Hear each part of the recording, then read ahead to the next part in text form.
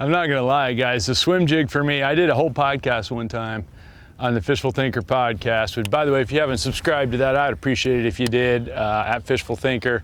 I did a whole podcast, a whole series of them, I should say, if I had to pick one lure for each species, and I did a whole series of those podcasts, and for the largemouth, this is what I chose, which is a power bait swim jig with a trailer on it, because I can literally swim it like a crankbait, which is basically what I'm doing for these fish right here, swimming it just under the surface like a crankbait, but I can also use it like a pitch bait if I have to. I can throw it up around docks, I can drag it on the bottom, I can do anything with it.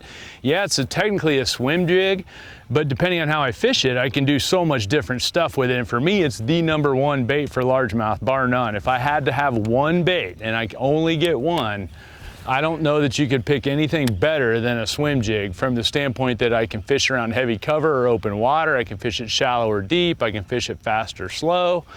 It's just a good all-around bait for largemouth bass. And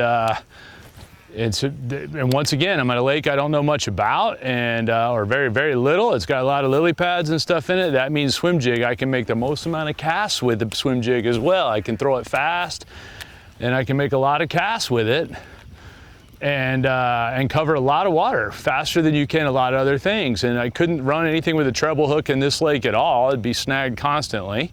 So that takes all of those out of the equation very easily. And if you had to pitch all this stuff, it would take you forever. You can frog some of it, but only if the fish are aggressive enough to come up and get the frog. And the frog's not as good in open water. And there's a big one right there. That's a big one. Easy, buddy. Easy, buddy. Easy, buddy. And guys, that's why we throw the swim jig. Holy crap, dude. That fish short lined me bad, so yeah, I think he's gonna, yeah, why don't we net him, Dano, if you would, just in case he swallowed that thing. Holy smokes, there you go. That's what we're looking there we for. go, and there's my swim jig. Case, that's my swim jig lesson 101 right there, people. Sink the poles if you would, Dano. Ay, ay, ay, ay, ay. And he is buried, he is not coming off. And there's the swim jig I was just talking about. It's chewed up there, but it's kind of a bluegill color, and I've got a black and blue chigger trunk on there. And that's a beautiful fish, guys. That's a nice one. I wouldn't mind getting a still of that one. What do you guys think? All right, I'll hold him in the drink for a minute.